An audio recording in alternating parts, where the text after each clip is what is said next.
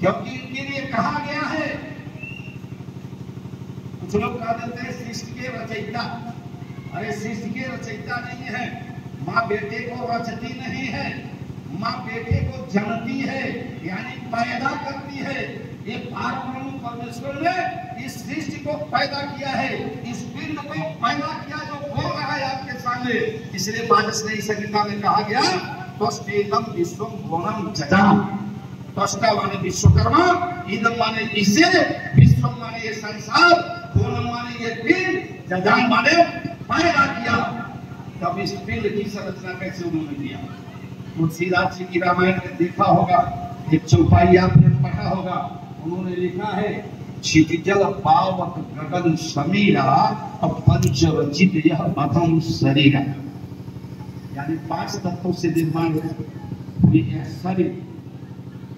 मैं अयोध्या के तुलसी वाटिका में बोल रहा था, एक पुरोहित जी केसरिया धोती, केसरिया कुर्ता, केसरिया रुमाल लेकर के आ रहे मंच के पास। कहे विश्वकर्मा जी आपने तो बहुत बढ़िया व्याख्या किया है, आकाश विश्वकर्मा इकट्ठा करे रहेगा, समझ में आ रहा है तो? क्या आकाश और पृथ्वी को विश्वकर्मा जी ने इकट्ठा किया? हमने कहा नहीं पुरोहित जी, जैसे एक वैद्य किसी जड़ी के अंग को निकालता है, वैसे विश्वकर्मा जी ने इन 5 तत्वों से 5 गुण निकाला। तो आकाश का गुण क्या है? शब्द। पृथ्वी का गुण क्या है? गंध।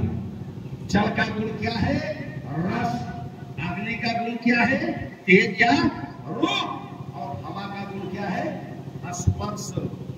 यानी जब त्वचा पे लगता है तब मालूम होता है तेज चलता नहीं चलता कि मंद चल रही। अब पिंड की संरचना परम परमेश्वर कर रहा है। इन 5 गुणों को समझने के लिए 5 ज्ञानेंद्रियां नहीं बनाई। शब्द को समझने के लिए कान, गंध को समझने के लिए नाक, तेज या रूप को समझने के लिए 2 आंखें, रस को समझने के लिए जिह्वा, स्पर्श को समझने के लिए त्वचा, यानी 5 ज्ञान। भगवान ने सोचा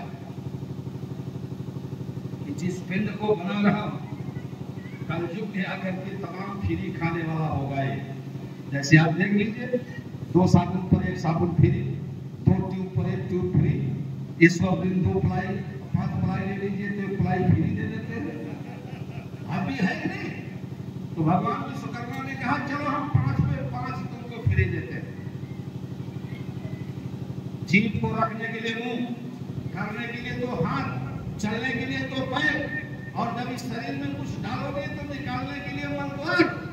और फिर वो सोच में पड़ गए कि कब तक इस तरह का पिंड बनाता रहूंगा, इसलिए दे दो इसी को अधिकार, और दे दिया आपको अधिकार, दे दिया आपको जन्म ली, तो बच्चा पैदा करो, विश्वकर्मा समाज की संख्या बढ़ाओ और लखनऊ दिल्ली की कुर्सी तक पहुंचाओ।